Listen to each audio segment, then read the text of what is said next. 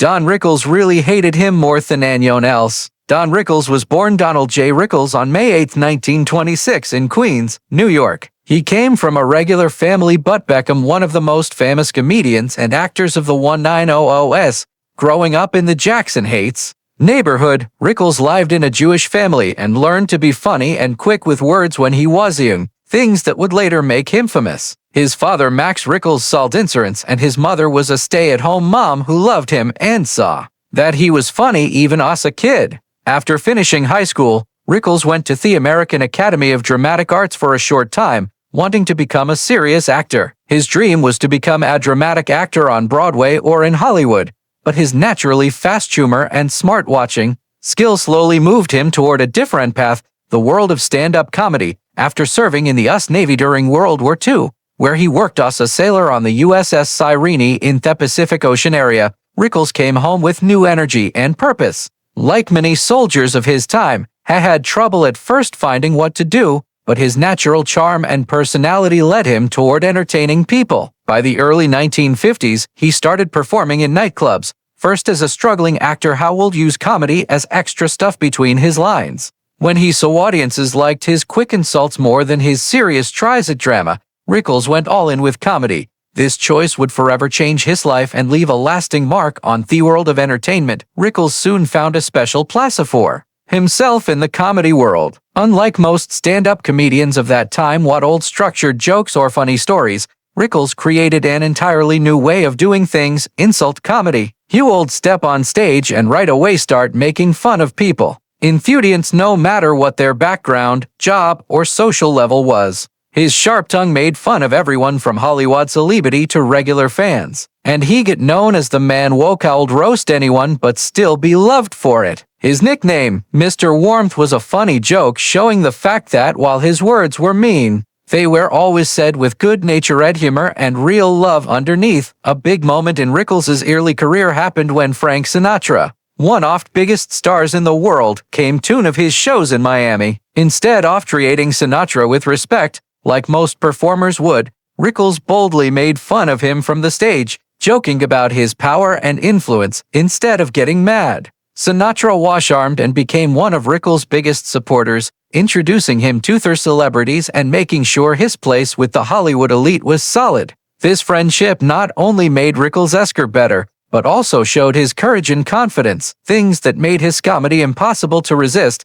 Soon, Rickles was a regular on the Night Show starring Johnny Carson and variety programs like the Dean Martin Celebrity Roasts, where his lightning-fast insults became the best part of the evening. Even though stand-up comedy was the main part of his career, Rickles was also a good actor who could do different things. He appeared in movies like Run Silent, Run Deep, 1958 with Clark Gable and Burt Lancaster, and later in funny movies like Kelly's Heroes, 1970, with Clint Eastwood. His ability to do both serious roles and funny ones showed his range as a performer. In the 1970s, he starred in his own of sitcom CPO Sharky, where his sarcastic humor and mean remarks were used for the role of a US Navy chief petty officer. He also became a frequent guest on talk shows, loved for being unpredictable and able to make even the most serious host burst into laughter. Rickles' career got popular again in the 1990s and 2000s thanks partly to his role as the voice of Mr. Potato Head.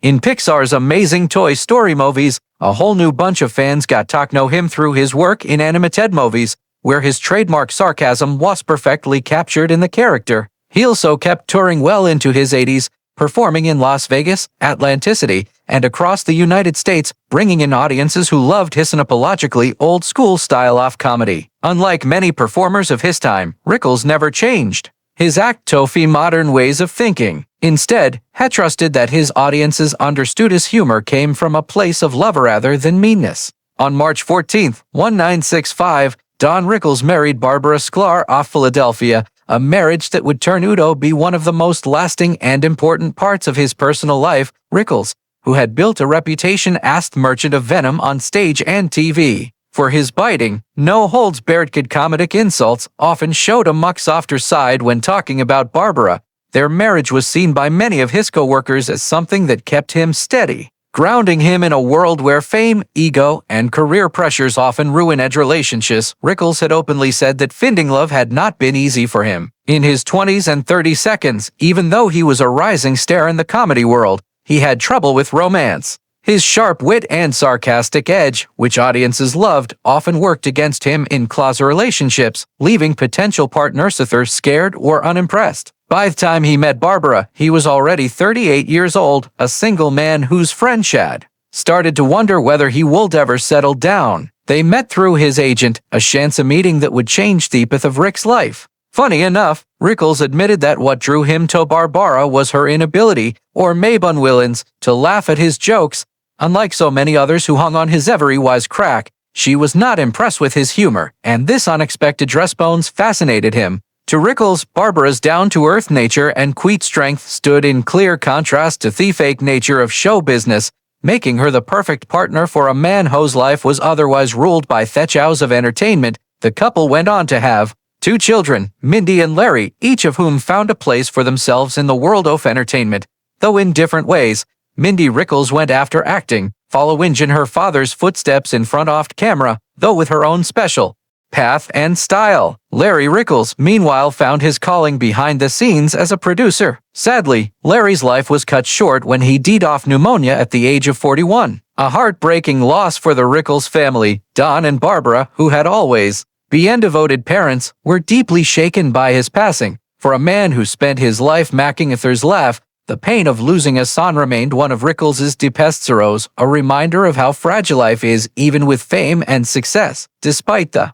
sad times, the joys of family life remained central to Rickles' heart. In his memoir, assured that his grandchildren, Ethan and Harrison Mann, gave him a fresh and unexpected view of his career, while adults admired his decades-long body of work, his countless late-night appearances, and his groundbreaking jingle on comedy. His grandchildren were far more impressed by something much simpler: his voice role as Mr. Potato Head in the Toy Story movies. For them, their grandfather was the legendary insult comic who had fought with Frank Sinatra or entertained presidents. He was the beloved toy from one of the most famous animated movies of their childhood. Rickles found humor and joy in this difference between generations, often joking that all his years of hard work in comedy were beaten by a talking plastic potato. Barbara, his wife of over 5 decades, was by his side through it all. Their marriage lasted through the highs and lows of Hollywood life, the challenges of renting, and the personal struggles that come with long careers in the spotlight. Friends of the couple often talked about the real affection and respect that defined their relationship, a partnership built on loyalty, humor, and love. When Barbara passed away from non-Hodgkin lymphoma on March 14, 2021, exactly 56 years to the day after their wedding, it felt like a sad but beautiful ending to their shared journey. The matching of the date showed the depth of their bond, as if, even in death, their story remained connected. When it came to Don Rickles, the self-proclaimed merchant of venom, there were very few people in the entertainment industry that he really disliked. Most of the time, his harsh insults and razor-sharp jokes were said with a wink and a smile, meant to entertain and disarm rather than hurt. However, according to those who knew him best, there was one actor who seemed to trigger something deeper and more personal in Rickles than his usual brand of insult comedy ever suggested. Denzel Washington. Rickles, who had spent decades making fun of a very own from Frank Sinatra to Ronald Reagan, reportedly found Washington not just hard to warm up to, but a man whose presence annoyed him in ways neither star ever managed to. The reason for Rickles' dislike for Washington went beyond simple personality fights. Rickles did well in rooms where laughter flowed freely, where quick wit and self-making fun allowed him to tear people down only to build them back up with shared laughter. Washington, however, carried himself with a level of seriousness, grace, and intensity that Rickles found almost impossible to get through. Unlike many other celebrities hollowed along with Rickles' insults, no matter how cutting, Washington was known for his stone-faced behavior, rarely giving Rickles the satisfaction of a smirk. To Rickles, who lived for their action as much as the joke itself, Washington's stone-faced silence felt like the ultimate rejection of his comedic style. It didn't help that Washington's reputation in Hollywood wasn't of commanding respect, authority, and seriousness. He was seen as an actor who made every role he played better, a performer who carried with him the feeling of dignity and discipline. Rickles, in contrast, was a creature of chaos, a comic who did well on disruption, embarrassment, and discomfort.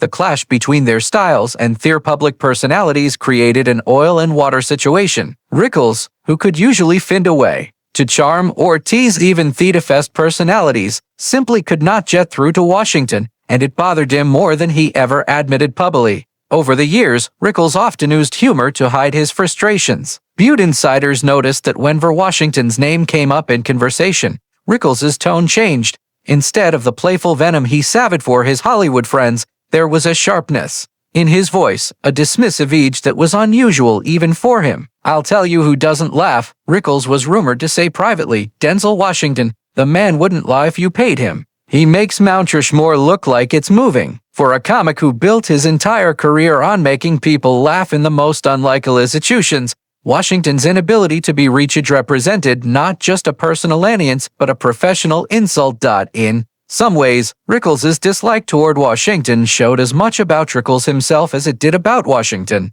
To Rickles, comedy was a form of connection, a way of breaking down barriers and stripping away fake behavior. When someone resisted his approach, it wasn't merely a rejection of his jokes. It felt like a rejection of him. And so, while Rickles could brush off countless hecklers, critics, or offended parties over his long career, he couldn't brush off Washington's refusal to play along. This quiet battle of wills, Rickles' need to draw a laugh, and Washington's equal determination to maintain his dignity created an unequal tension that left Rickles annoyed whenever Washington's name was mentioned. Thus, while Don Rickles roasted presidents, celebrities, and friends with equal fierceness, there was something different about the way he thought about Denzel Washington. To Rickles, Washington represented the one mountain he could never climb, the one audience chamber he could never crack, and for Amon, whose entire life was dedicated to laughter, that single failure stood out more sharply than any of his triumphs. On April 6, 2017,